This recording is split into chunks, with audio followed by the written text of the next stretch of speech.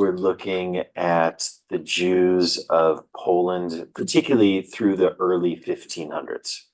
We talked about this as an era that was known as the Jewish paradise. And I won't try to poorly pronounce the Latin that I tried last time, but there is even a name in the same way that America in, the early 1900s becomes known in Jewish communities as the Golden Medina. People have heard that phrase before. The golden, we'll talk about it when we get to America again, but right, the golden land, the golden country, Medina being a word for a state. Also, of course, the name for the city in Saudi Arabia. But the same way, the Jewish area of Poland through the 1500s really was known as the Jewish paradise. By some estimates, as many as 2/3 or even 3/4 of all of the Jews in the world gathered into Greater Poland. So we're talking Poland, Lithuania, Latvia, Estonia, parts of Ukraine, maybe even parts of Russia, the whole sort of broader Poland, not the geopolitical boundaries that we know today. And this was a place where Jews were welcomed as we were being kicked out of everywhere else. We've been dispersed in particular from the Iberian Peninsula, from Spain and Portugal, which had become the center of Jewish life. But we spread all over. We spread through the south of Europe. And if you can imagine leaving the Iberian Peninsula, we spread through the south of Europe and we spread through the north of Africa, which is to say that we return again to being a Mediterranean people. And I'm going to pull up that map that we've looked at a few times that I just think is so powerful. There we go. Really gives you a good perspective. Yeah, right. It's remarkable to me. Okay, I found it in French, so we're just going to go ahead and look at this map with French labels. Some of us speak French, I'm sure.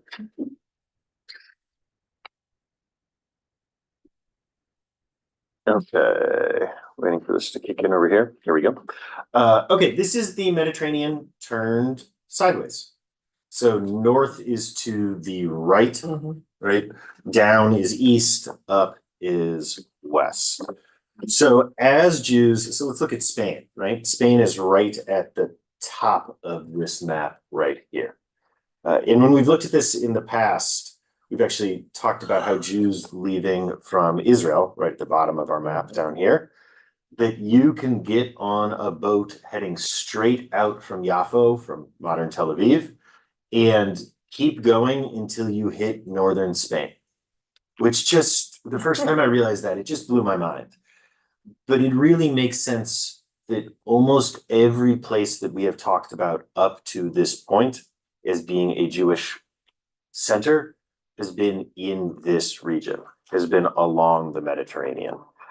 So as Jews are expelled from the Iberian Peninsula at the top of this map, we spread back down to all of these other places. We end up in the islands around Spain, the islands around Italy. We end up in southern Italy, particularly in Sicily, the big sort of booge at the bottom.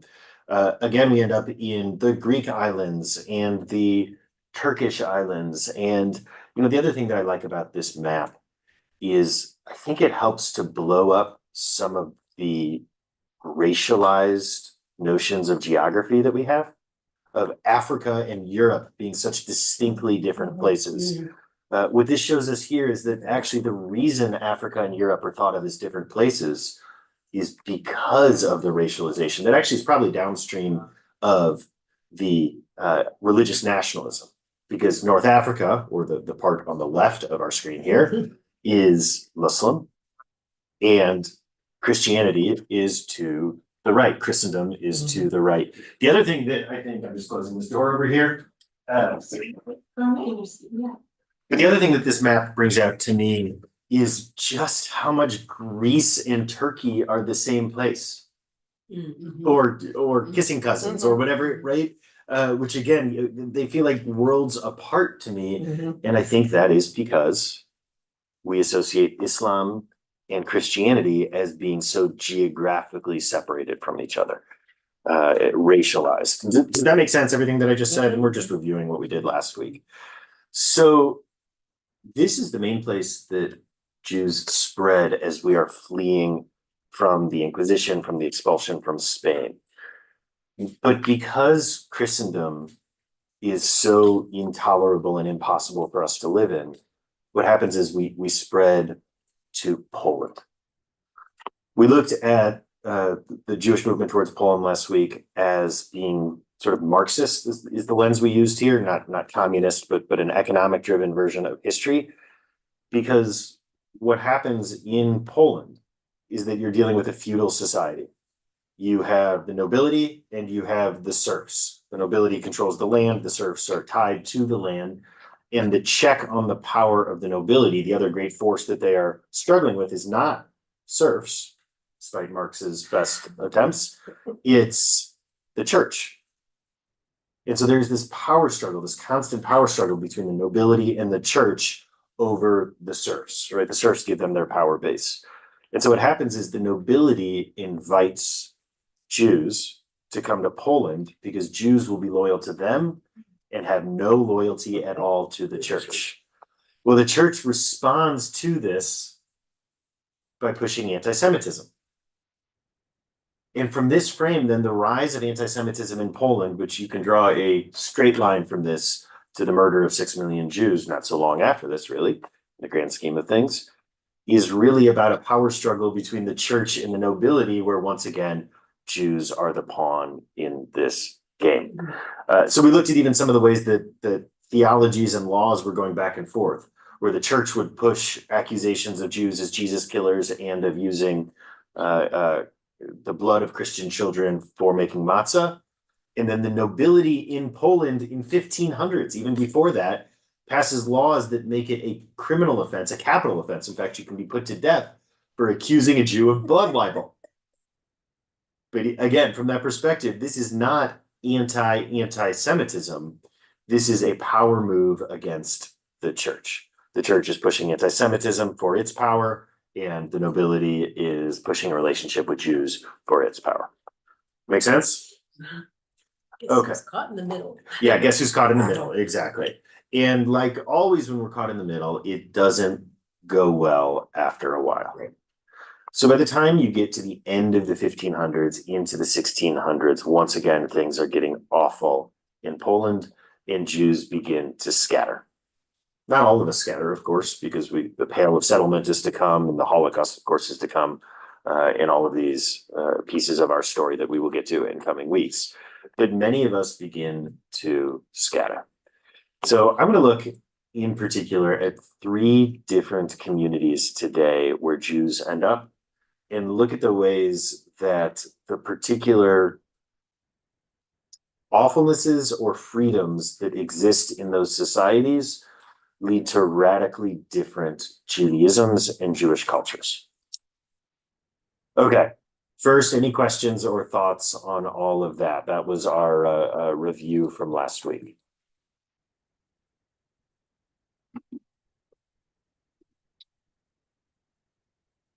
Okay, we're straightforward. We're good to go then.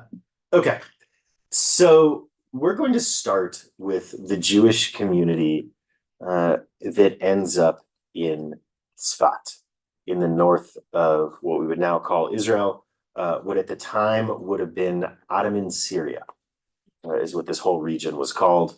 But really, we're talking about the Galilee.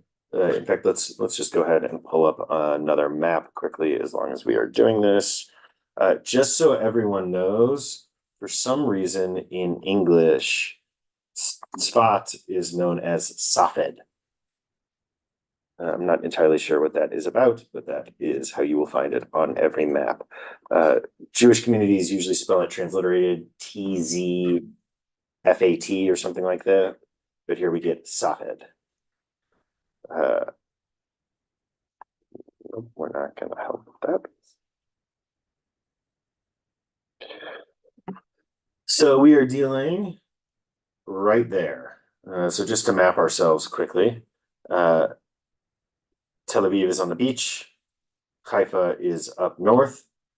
Akko is right here. I don't know how you say this in English. Acre? I think Akron. Aker? Akko is what it's called in Hebrew, with Akko is how I would seen it spelled. Akko and Tzfat end up as crusader towns with crusader fortresses there. Where is Spot here? Tzfat is this little red dot right here, just off of the Galilee. So this is all a part of the northern region of Israel. Today, this area would be called the North, and even back then, it would have been called the North. Also known as the Old Yeshuv, is the other name you will hear about this.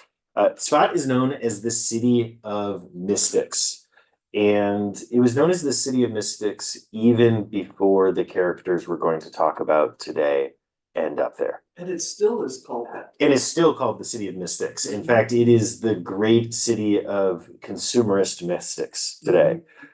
You can always tell people who have visited Tzfat because they will have the same unique art on their walls that they bring back from the mystical art salesman of Tzfat. It's sort of Disneyland for mysticism almost is, I like Tzfat for a day. That's how I feel about the city. Yeah. So what happens is that as Jews are fleeing from the Iberian Peninsula, just a reminder, one of the frames that we used when we were talking about the Jews of the Iberian Peninsula is that when things are good, you get rationalism. And when things are going bad, you get mysticism, messianism, afterlife theologies, etc. This makes, I think, intuitive sense to a lot of us. But so a whole bunch of the Jews fleeing from Spain, particularly folks who are making their way across North Africa and are getting kicked from place to place to place, those who are the students of the Zohar, right? This book that was, we looked at as having been purportedly come from the 2nd century in Israel, but actually was a product of, 12th, 13th, 14th centuries Spanish Jewry. The Zohar and its students end up congregating to a significant extent in this city of Tzfat. They end up in this town. In there, they begin the process of creating what today is known as the Kabbalah. So what Kabbalah really is a standardization, creating a system, a theology, an accessibility, a chart of what the Zohar was rambling about. Don't push on this too hard, but in the same way that Maimonides took the entirety of the Talmud and condensed it down into the Mishnah Torah, similarly, what's happening in Tzfat is you're seeing the Zohar turned into a system of Kabbalah. This is where you get notions like the Ein Sof, which is the unknowable, unchanging aspect of God. Think of the Ein Sof as sort of Maimonides' version of God. What's the relationship between the Ein Sof and the lived, visceral, changing God of this world? Including Kabbalah gets very, what's known as practical Kabbalah, which is just magic and mysticism and spells and amulets and all of these sorts of things. So the system that develops there is known as Kabbalah. John. Would you spell the name of that area? I'm trying to understand what you're actually saying here. Yeah, so here's how I would spell it, and here's how it's spelled on most maps. So I just dropped it into the chat. Tzfat with a Sadi at the beginning, like blitz. We generally have that sound in English at the end of words, but not at the beginning of words. Like Tsar, some of the spellings of Tsar, yeah, exactly. And then in English, Safed for some reason. Okay, so did that make sense, Kabbalah, this area? So I'm going to introduce you to two different characters of Tzfat. One a little earlier, one a little later. The first, let me pull up my notes so I can give you the dates properly, though. The first person I want to talk about is Caro, Joseph Caro. I don't know how you say it in English, but Joseph Caro, usually spelled Karo, sometimes with a C. These are not English words, so spell it how you'd like, which is my favorite kind of word. So what Joseph Caro does is he engages in the process of Jewish legal standardization. Maimonides with the Mishnah Torah took the Talmud and condensed it down to a practical guide for Judaism. Are you talking about a second kind of response, Joseph Caro, or is he still part of the Zohar and the Kabbalah? He's living amongst these people and is certainly a part of the Kabbalists, even as he is not fully a Kabbalist himself. In some ways, he's a precursor of the Kabbalists. In some ways, he's working with the Kabbalists. He's certainly influenced by them, but he's living in Tzfat in this community and is part of this Jewish Renaissance that is happening in this town. So Yosef Caro is born in 1488. He is born in Toledo, Spain. So 1488, we can immediately know how old he was when he left Spain. Because 1492, Columbus sails the ocean blue, and Spain ethnically cleanses all of its Jews too. All right, you gotta make it rhyme. It's important here. So he flees Spain and makes his way along the same pilgrimage journey that we've talked about, and eventually ends up in Tzfat. He's raised by prominent Talmudists. So we've talked about how in Poland in particular, last week, one of the names we mentioned was Moshe Isserles, in the rise of the study of Talmud as a religious act, meaning Talmud by this point has turned into Jewish scripture. So Talmud is finished, call it 700 or so, 800 or so. Maimonides is living 300 years after this, again, or so. And what Maimonides is doing 300 years after the Talmud is finished is codifying it and summarizing it, creating the Mishnah Torah. Now we are almost 500, 400, 500 years after Maimonides, which is a huge jump. And the Talmud has stopped being something that was recently written and needs to be edited down, and instead turned into scripture itself. A similar process, by the way, is happening to the Zohar, though a little later, and for not the entire world of Jews. So since the Talmud has become the study of Jewish living, and because we've had 500 years of changes in what Jewish life looks like, there have been all sorts of new developments in Judaism, new rules, new customs, new practices, new norms of behavior as we've lived in all of these different cultures. And these have all been sort of sent out by different rabbis at different times in different places. And so what Joseph Caro is doing is essentially updating the Mishnah Torah for his age. He has a few different books we're going to talk about. The first is known as the Beit Yosef, the house of Joseph. That's his name too, right? Yosef Caro. The Beit Yosef is a commentary on the Arba'a Turim, which was itself an evolution of Maimonides, which was itself so on and so forth. That's not as important as the fact that he is standardizing Jewish thought and Jewish practice in particular, into one document. The more famous version of this, not the Beit Yosef, is he creates a pop version of this. That you've always got, if you've got the big philosopher who writes the big treatise that is totally unreadable to anyone but someone who does real philosophy, often then you'll get the pop version, the 150-page version of it for a popular audience. That's what his most famous book is, the Shulchan Aruch. Okay. The Shulchan Aruch becomes the famous one. The Beit Yosef is studied by scholars and really intensely religious scholars. But just regular, intense religious people study the Shulchan Aruch. Which translates to something. The set table. Yeah, and the Shulchan Aruch is a codification of Jewish law in the early 1500s, totality of Jewish law.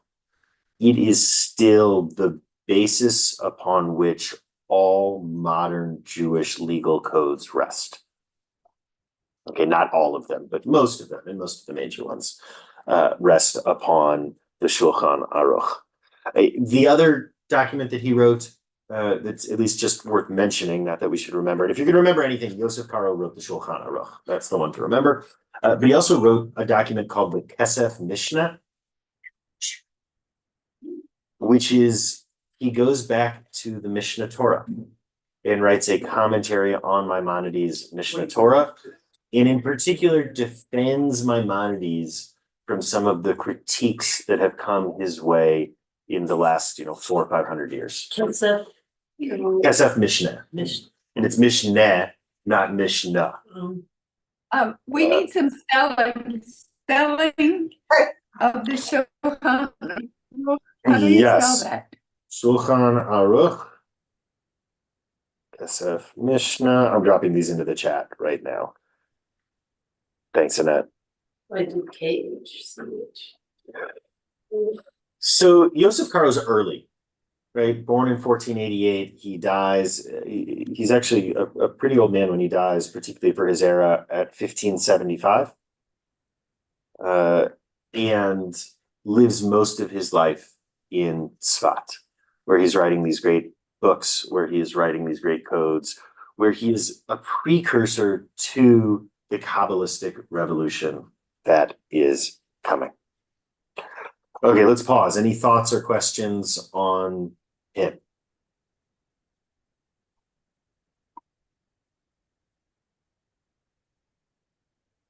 Nothing? Well, he came out of Spain when he was a toddler, right? Yeah. So who started his thinking or? So his dad dies early and he's raised by an uncle who's a prominent and wealthy Talmudist. So that's where he really gets his seeping into Talmud. And when I say Talmudist, right, today you might hear, oh, someone who knows the Talmud. What I want you to hear instead is someone who was a part of the Jewish movement that was placing the Talmud at the center of Jewish life. These people win, by the way. Broadly, they win.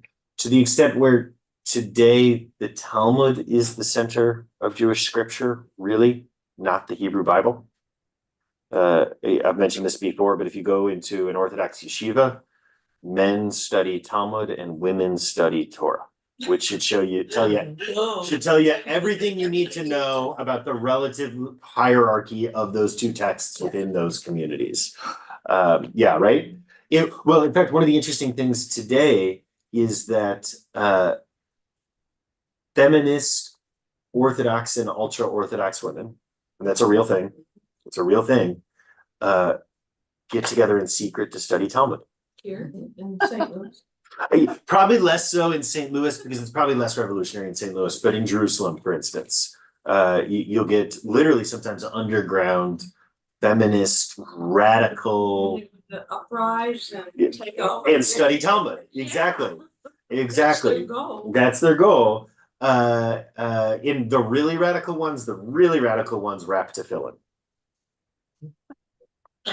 They rap? They rap tefillin. I know. It's everyone guards your daughters. Be careful. Chas v'sholem. They could end up, if they go down the wrong path, they could end up studying Talmud and rapping tefillin. So be careful. Be careful. Actually, I say that jokingly that it's in Jerusalem and not here.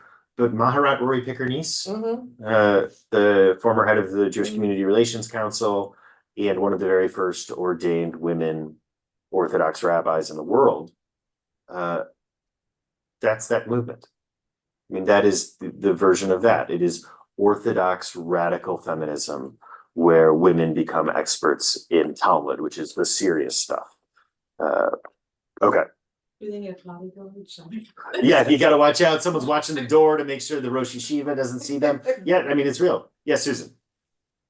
What language was he writing in Hebrew or Aramaic, or what was the language of the?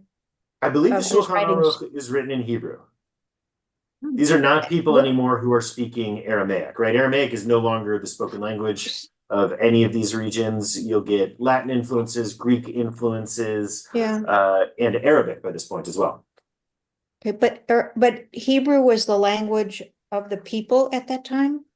No, but it still is the lingua franca of Jewish discussion. But one of the interesting things that you see about this is that the Hebrew that develops is, I don't think this is an offensive term, is Pidgin Hebrew. In that it is dealing with a really limited selection of vocabulary words that people have and a really limited grammar, which makes it easy in a funny way to learn and use as a common language between cultures and places, but is almost no one, perhaps truly no one's mother tongue.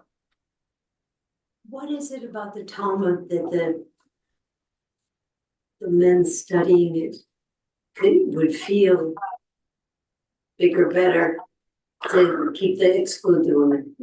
So I would say the Talmud is the serious stuff. The Talmud is Jewish law and Jewish thinking and intense and intellectual and rigor. And why would women need to study that? Right, they're busy. What do they, yeah, it's a distraction Make from the dinner. things that they really need to do. Right. And they're, yeah, But that's, wasn't there always in the Talmud discussion about making it more workable in the community? Some would think this, some would think this, but how would we pull it together so that it? yes. So what we're getting in these Talmudic academies is attempts to create standardized practice and views from the Talmud. That's what's happening. If they got the women in, it would have been done. There you go. There you go. So the Talmudist is a movement, and Yosef Caro is literally raised by some of the radicals of the Talmudist movement. And so that's his background, which clearly enables him to write the Shulchan Aruch. Make sense? Okay. Remember that Yosef Caro was born in 1488, dies in 1575. We are going to talk about someone else who lives also in Tzfat, who dies a relative young man, and who was born well after Yosef Caro and died before him. And that is Isaac Luria. Known as the Ari. We have a family Baba Misa that were descended from the Ari. I'm sure it's entirely a Baba Misa, but you know, like all Baba Misas, I'm going to go ahead and claim it. Isaac Luria, 1534 to 1572. We have almost nothing of his that he actually wrote. We have a few little poems of his, but he was so revolutionary in his teaching and in his approach that all of Kabbalah after him in many ways is given in his name. His gravesite has become a site of veneration and is just a remarkable person. There's all sorts of, speaking of Baba Mises, stories about him. There's some who say that he knew secret names of God, or that he could fly, or there's lots of stories that Elijah showed up to announce his birth, or to talk about it. All these Baba Mises. We're going to hear them again when we talk about one of the other characters that are coming as well. But Isaac Luria, the Ari. Letter R-E? Oh, no, sorry. A- A-R-I. R-E. Yeah, it's just an acronym for him. But Isaac Luria is the one who truly takes Kabbalah and turns it into a standardized system. There are two words I want us to really associate with him, and they are not just essential to mystic Judaism, they're essential to almost all Judaism, in particular these days, Reform Judaism, and in particular, CRC. And this is the word tzimtzum. Does anyone know that word? Is that Not to be confused with tsum tsum, which are sesame seeds. Tzimtzum, where you make it smaller or larger and? contraction. Okay. Tzimtzum is contraction. In particular, it's divine contraction. We're going to talk about this in a moment. And the other word is one we know well, tikkun, or tikkun olam. He is not the first to talk about tikkun olam. We have references of tikkun olam within Maimonides. We have earlier references, but he's the one who defines it as we understand it mostly today. So I'm going to tell you what is known as the Lurianic myth, meaning the sort of foundational idea of how Lurianic Kabbalah works. And it's probably going to be familiar to almost all of us. That's how wide-reaching this becomes as an idea. So before there was creation, there was nothing but God. There was nothing but the eternal. There was no time. There was no space. There was just the holy. And once the oneness decided that there must be plurality, that there must be multiplicity, that there must be creation, the oneness contracted so that there was space where the oneness was not, so that creation could be. So the oneness contracts, the divine contracts. But then what happens to that divine which used to be inside creation, what is now creation? What happens to the divine overflow is the word that's used through this mystic act of tzimtzum, of contraction, God's contraction. That's where this tzimtzum comes in. And the answer is that these vessels were created. You can imagine sort of clay vessels for a moment. Sounds like the Star Trek episode. Yeah, exactly. Brains. The Star Trek gets it from this, There's the contraction of the divine creation into these vessels created by the divine. But no vessel could be strong enough to hold divine. And so these vessels crack and shatter and splinter into an infinite number of pieces and fall and spread into this new space where the divine is not, into creation. If you imagine a clay jar filled with oil, even after the clay jar broke apart, the little pieces of clay, the shards, would still have remnants of the oil on them. Similarly, these broken pieces of the vessels in which the divine excess, the divine overflow is held, contain sparks of the divine. These broken pieces shatter throughout creation, tearing apart the fabric of creation where they land. Because of this, the oneness, God, desired that there be repair, that all of the places of brokenness be fixed. And so humans are created as a response to this. The whole purpose of creation, the whole purpose of life, individual life, collective life, human life, is to go and find the broken pieces of these vessels that are spread throughout creation and to lift them up and release, redeem, right? And the word redeem means to release. That's the notion here. Redeem the sparks of the divine within them. The act of finding the broken pieces and repairing them is tikkun. Tikkun means to repair, litaken. In the act of repairing the world is tikkun olam. Interestingly, we have the notion of space-time today in theoretical physics, which is the idea that space, physical place, and time actually are the same thing. That if you push enough, that they're the same thing, and ultimately there's sort of two axes of the same fundamental concept. That is also captured in the word olam, which can mean distance or time. So universe, in some ways, is what it means. So tikkun olam is the repair of the universe. Luria is offering us, hold on one second, Toby. Luria is offering us a purpose of life and a reworking of the Torah.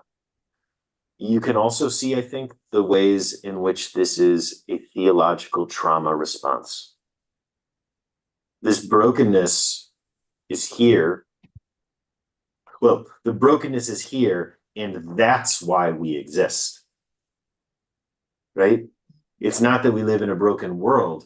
It's that we live because the world is broken and we are here to fix it.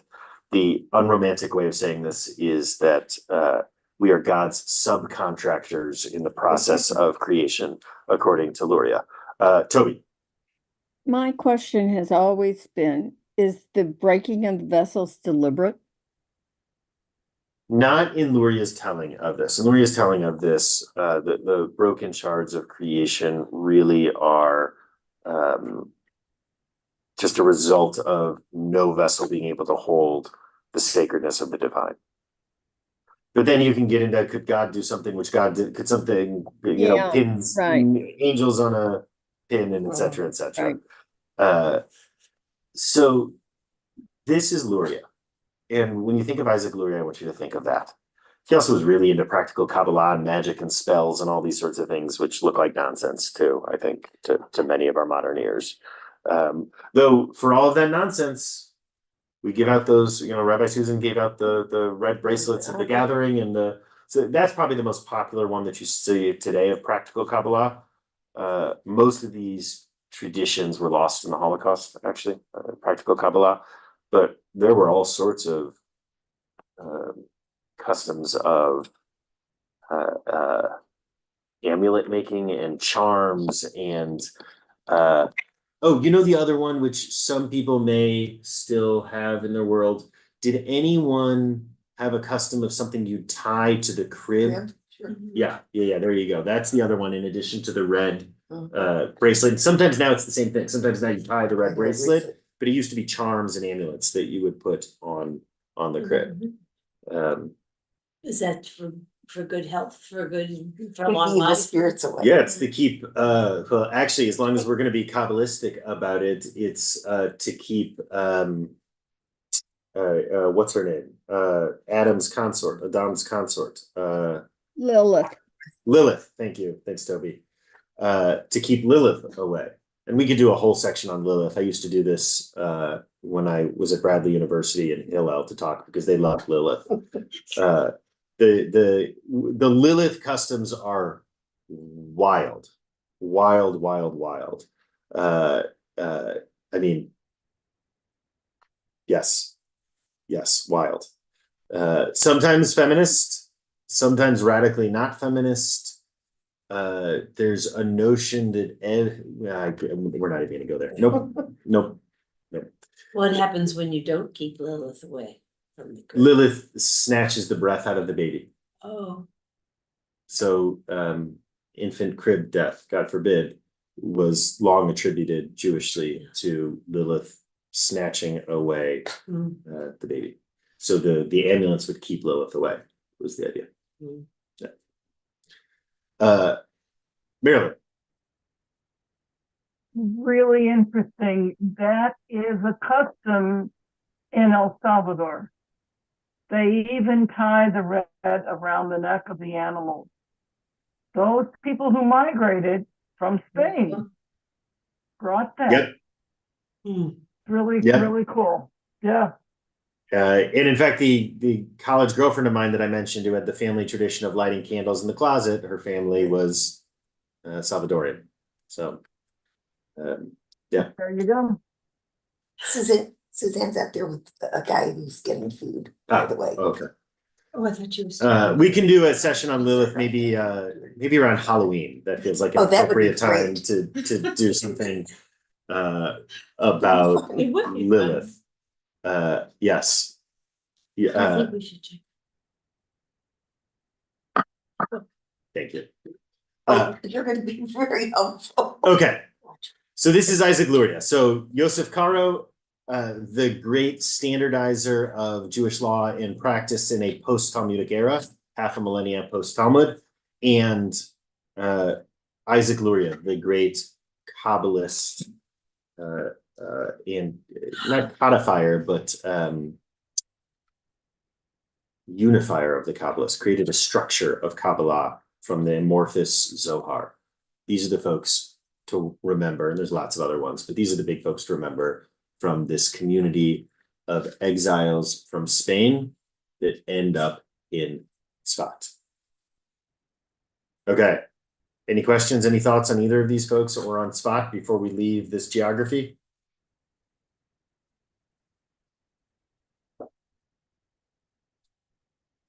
Helene. When I went to Israel in '93 with Jim and Susan, we went to the Isaac Luria temple, synagogue. I guess you would call it a synagogue. Yeah, which is built in his name, actually. Oh, it wasn't where he taught or spoke? It is not where he taught himself. Rats. Yeah. Yeah. Darn, there goes that myth. Yep. And most of those places are actually destroyed. There was a huge earthquake that killed thousands of Jews in the area. I want to say late 1800s, and the Rothschilds paid to rebuild it as a part of the Yishuv and the early Jewish settlements of Zionists. Okay. So goes yawn. Okay, let's keep going. Oh, we've only got 15 minutes left. Okay. Now let's talk about two other people who live at almost the same time. So we just went from basically the end of the 1400s, 1488 is Yosef Caro, to the end of the 1500s. 1575 is when he dies. 1572 is when Isaac Luria dies. And we've looked at that moment of Tzfat in the north of Israel, or the south of Ottoman Syria, if you prefer that framing. The next two also live at almost the same time.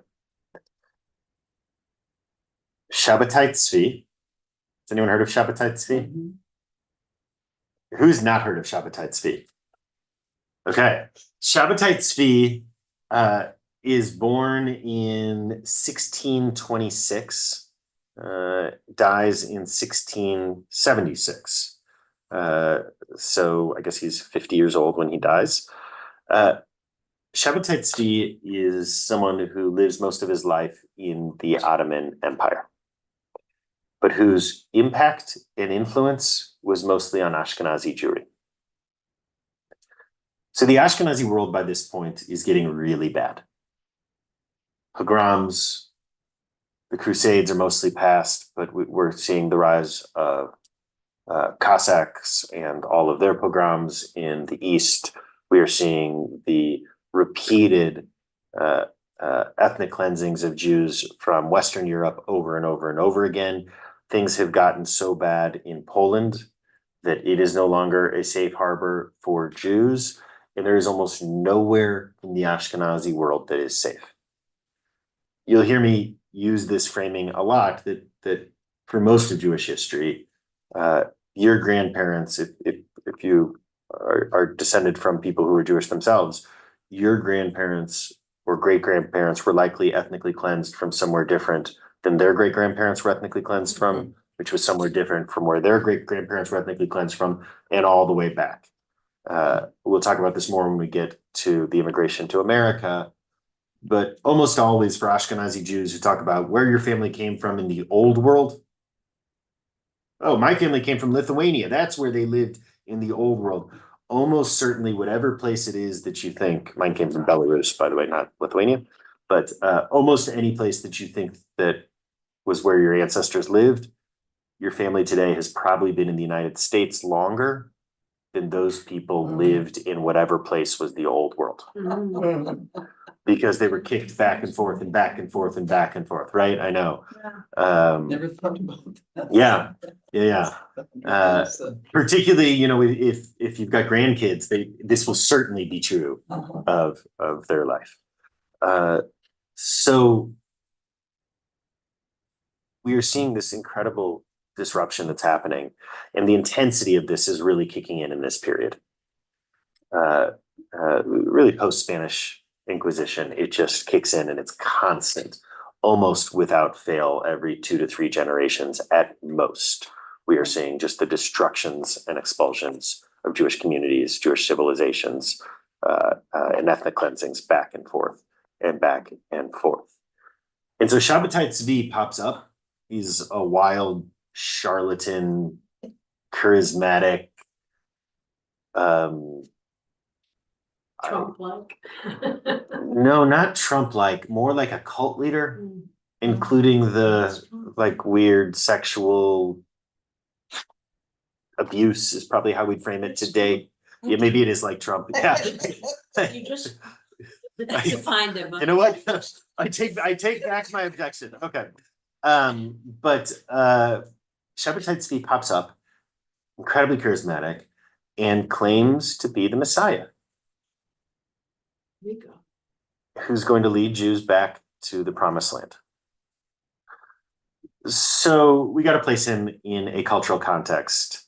And one of the cultural contexts I want to place this in, yeah, that's probably right, Samantha. I'd probably write TZ for his last name. Even the name Shabbatai is playing with this. Shabbatai means someone who was born on Shabbos and is also sort of has spiritual whatever. But all, I assume we're all familiar at this point with the ways in which the Gospels of the Christian scriptures pick up the prophecies of earlier prophets and sort of write Jesus's story to fulfill all of these. We see the same post facto thing happening with Shabbatai Tzvi. So the Messiah, according to Jewish, again, Baba Misa, though perhaps this goes back to the Talmud, though I think it could still be Baba Misa in the Talmud, says that the Messiah is going to be born on, does anyone know what day? Shabbos. Not Shabbos, well, maybe Shabbos, but Tisha B'Av, the day of destruction. Mm. The reference to this, I think, I certainly understand is metaphorical, right? On the day of great destruction is the day when hope is born also. But this is literal for some people. So Shabbatai Tzvi, the legend spreads, was born on Tisha B'Av. He starts pronouncing the Tetragrammaton, the holy name of God, Yud He Vav He, and lightning bolts don't strike him. So again, some people look and say, hey, maybe this guy's onto something. It's said that he could fly, but he could only fly around people who had great faith in him. And when they weren't. And when they weren't looking, I'm not kidding. That's really part of it. And when they weren't looking. Yeah. Close your eyes, everyone. I'll turn invisible while you're not looking. It's your belief lifts me. Yeah. So you get all of these sorts of legends that begin to accompany him. He gets kicked out of place to place to place to place. I mean, everywhere he goes, he gets kicked out because he gets into trouble. He's able to ingratiate himself with the wealthy and the powerful wherever he lives. He often marries or does not marry the daughters of the wealthy and powerful where he lives and then gets kicked out. Happens again and again and again. He's in Constantinople, was reviewing his history. And I think I counted 6 different times he's kicked out of Constantinople. I mean, right? So anyhow, this is Shabbatai Tzvi. But again, there are some estimates that as many as half of the Jews of the Ashkenaz believed that he was the Messiah and began to sell their things and pack up and head to Israel. So he did want his kingdom to be in Israel. Oh, sure. Okay. He was the Messiah. Mhm. So the other cultural piece I just want to add here, he comes from a very wealthy family. It takes wealth to live like this, I think, and to spread like this. The Trump things keep coming with this guy. It's really, but yeah. I always say this word wrong. So let me look this up. British millenarianism. Has anyone heard of this? Mm-mm. Sounds like they make hats, yeah. So it's a Christian movement that's happening in England at this point. It is the beginnings of what we might think of as Christian Zionism, which predates Jewish Zionism.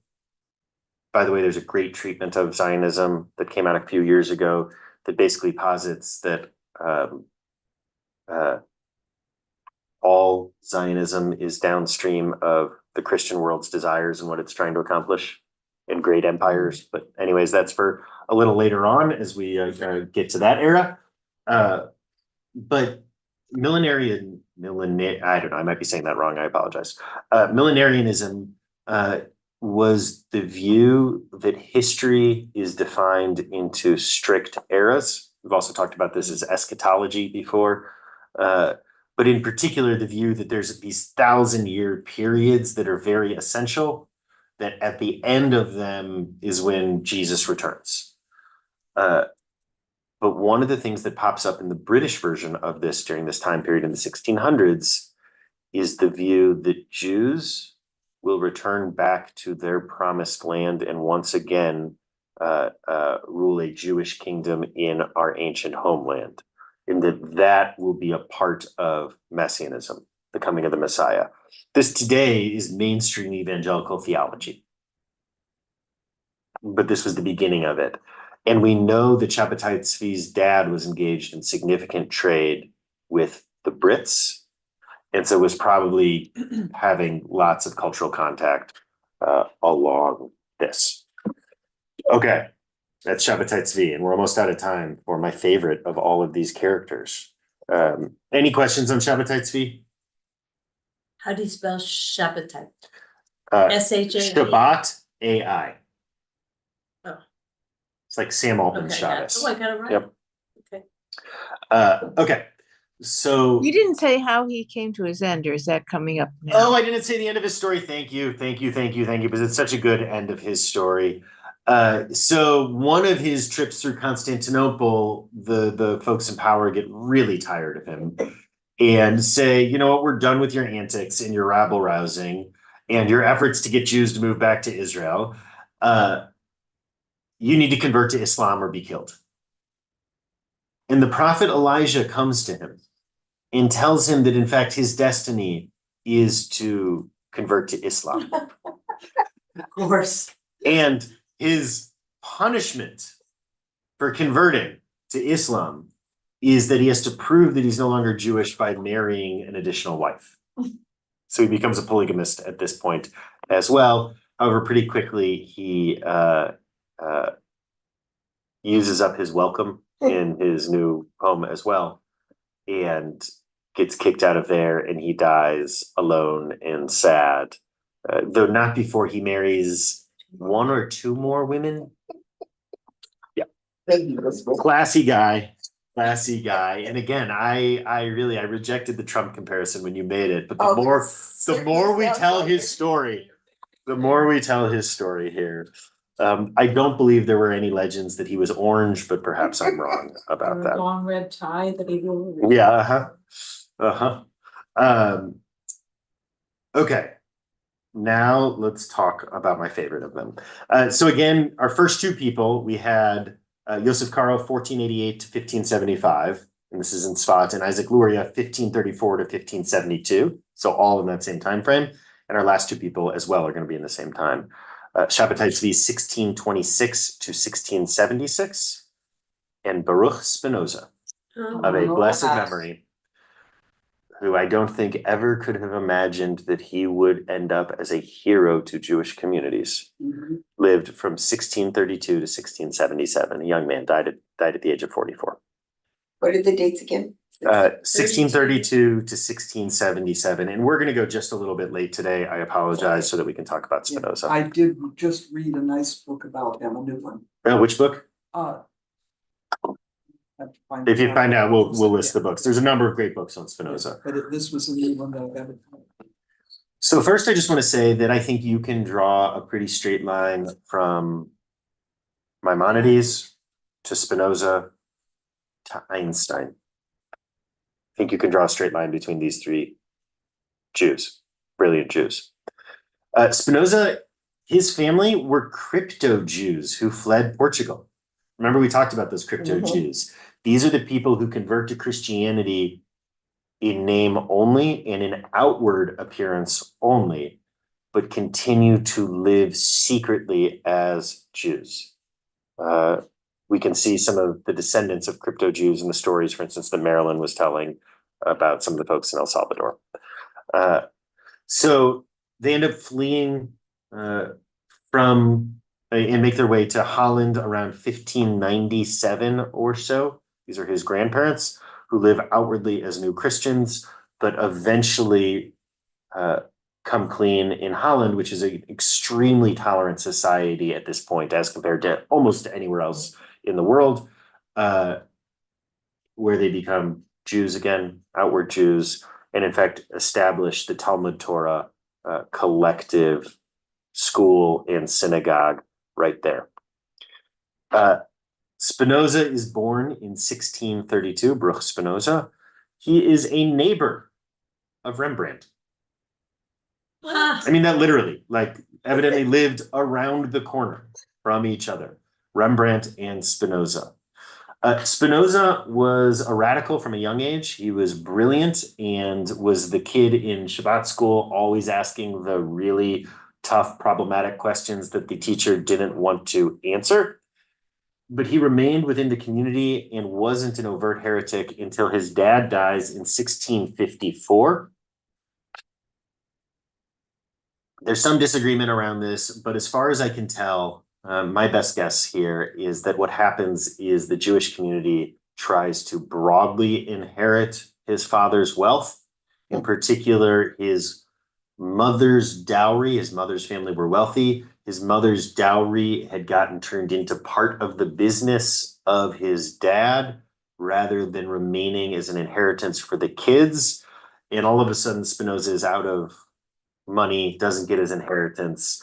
And that's when he says, Olive, I am done with these people. I'm just going to say the things that I think. And he says them out loud and says them so intensely that he is put into cherem, which is excommunication. It is the most intense version of excommunication that exists. Cherem doesn't really exist as a Jewish category anymore, though I had this whole idea.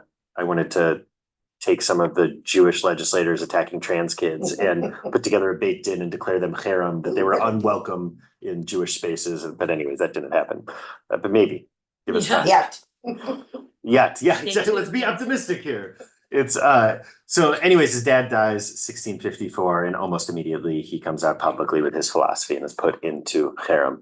Interestingly, none of the works that he ends up writing have happened at this point. So he hasn't put any of the things that are so heretical into writing until after he's done. And he gets kicked out of the Jewish community and finds poets and philosophers and scientists out in Holland outside of the Jewish community. The Jewish community at this point in that region was not ghettoized. So you have Jews who are allowed to live and do live throughout the area. He was I'm not sure what the full word, he made eyeglasses. That's how he made a living, is he ground glass. And almost certainly retrospectively, he died of inhalation of glass particles, that it did something, whether it was Cut up his lungs. He cut up his lungs, and whether it was cancer or emphysema or whatever it was that he developed from this. Descartes was his starting point. He was an ultra rationalist, is the way to describe Spinoza. Early on, he begins to very publicly question the divinity of the Bible, which living in a Jewish or Christian or Muslim society is heretical.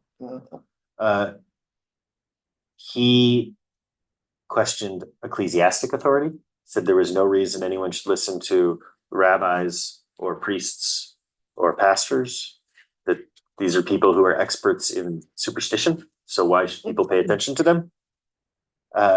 He rejected messianism and the afterlife as silliness. He believed that the fundamental building block of society was the individual, and that individual liberty was the essential notion.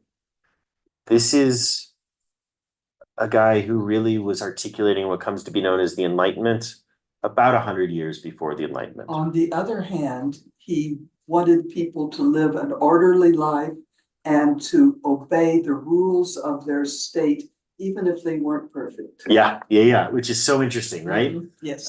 Because as long as they weren't based on silly documents, Yes. right? Like the Bibles. Yes. He is fundamentally either a pantheist or an atheist. He articulates this idea that ultimately God is the unchanging essence of the universe, and the only thing that is unchanging is the entirety of everything. And we are all a part of everything. Therefore, we are all a part of God. But he interchangeably used the words God and nature to refer to the same concept. So that's known as pantheism, but again, I think it can be understood as atheism. One way of describing this a little differently, Maimonides is ultra monotheism. God and humanity, God and creation are entirely separate.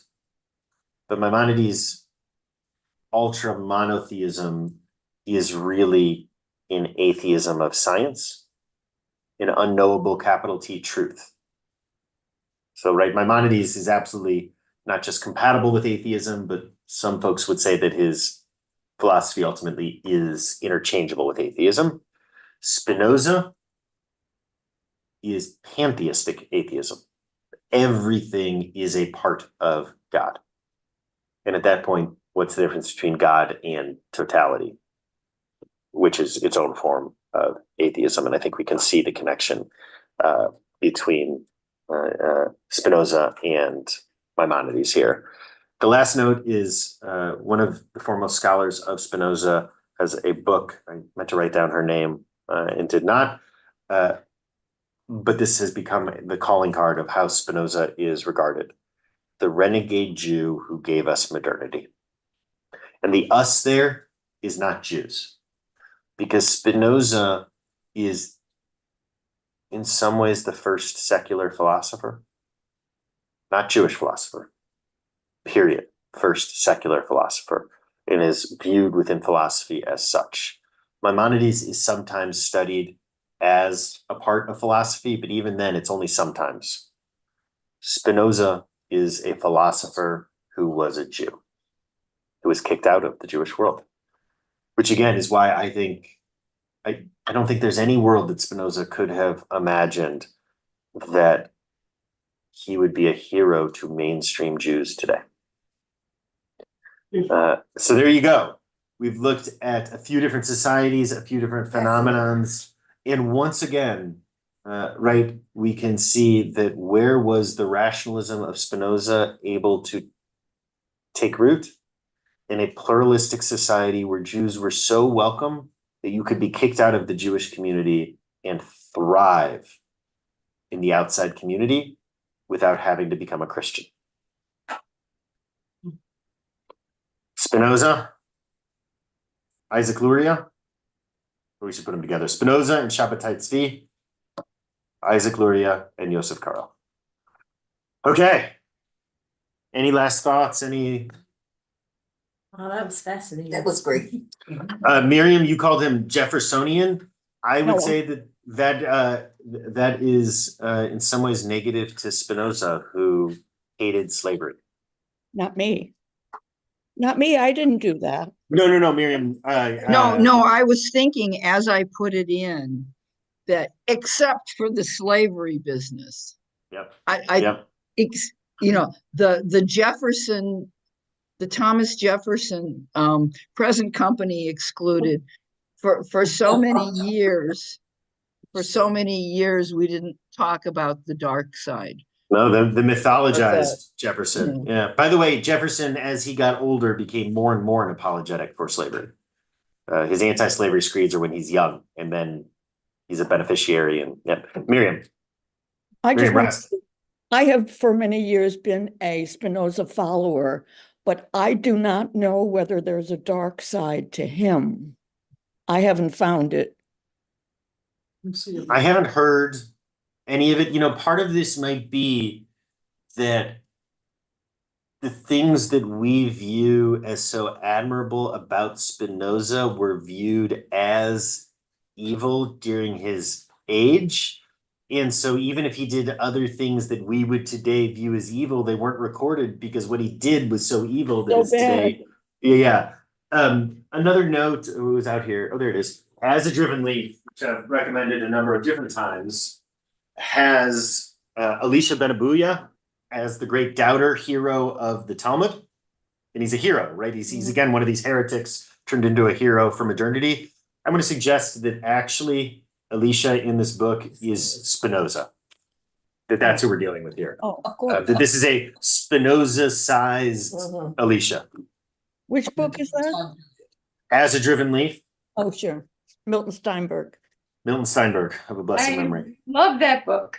I do too. It was my grandpa's favorite book, and I wrote my rabbinical school application on it. And yeah. Okay. Well, take care, everyone. And for those who are going to watch, enjoy. I don't know if that's the right word. watching the That's what debate happens. between Vice President Kamala Harris and Shabbatai Tzvi this evening. And And Love the it. SpaceX flight, I think we should, those people who are gonna go out of their rocket, Yeah. I don't know when they're going They to. oh no, go they're on not coming that till like walk? February or something. No, I No, they're up there. Oh, the ones who went up. Yeah, Like, yeah. Doing the walk. I Doing the think walk. they're thinking good. of them. I think we can say goodbye to them. And you know, abortion's on the ballot. Yes, Yes. yes. Thank you. Bye-bye.